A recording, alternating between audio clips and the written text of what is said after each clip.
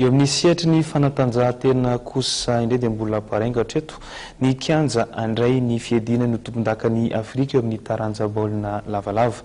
Nahazo taratasy avy amin'ny commune Antananarivo renivohitra ny fédération malagasy ny rugby fa tsy afaka andray ny lalao ny kianja ny Mahamasina. Fanampanazavana makasika zay no arahantsika. Sivy andro melohan'ny andraisantsika ny fiadinan'ny tompon-dakan'ny Afrika eo amin'ny taranja baolina lavalava. Nahazo taratasy avy amin'ny directeur de la culture et communautaire eo anivon'ny commune Antananarivo renivohitra ny malagasy rugby izay milaza fa tsy afaka andray ny fiadinan'ny tompon-dakan'ny Afrika indray ny kianja be ny Mahamasina.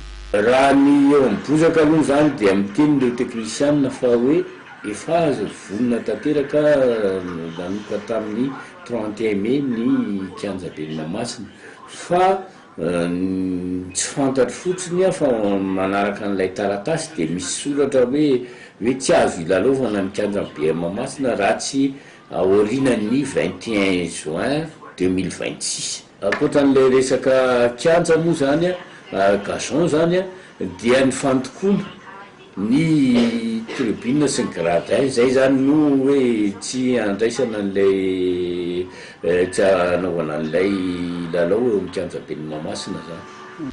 Rehefa nanontaniana ny mahakasika ity olana ity Andriamatoa Jean-Pierre Arakoto Avony izay tale kabinetra ny commune Antananarivo renivohitra dia nilaza mazava fa azo ny fédération malagasy ny taranja baolina lavalava ampiasaina indray ity kianja be ny Mahamasina ity ny 12, 15 ary ny 16 jona ho avy izao. Dia iny ihany koa tokolasy togovavy no manakatona ny fotoana ny fampalalam-baoantsika tamin'ity alina ity. Sorena anao tale tokantrano tany naritra nijery hatramin'ny farany. Mamy fotoananao ny sampana fampalalam-baovao ny fahitalavitra matv eo amin'ny rahampitso indray. Veloma tompokala, veloma tompokovavy.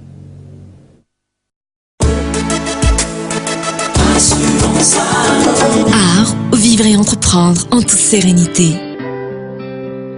Un ultime tout, nous vont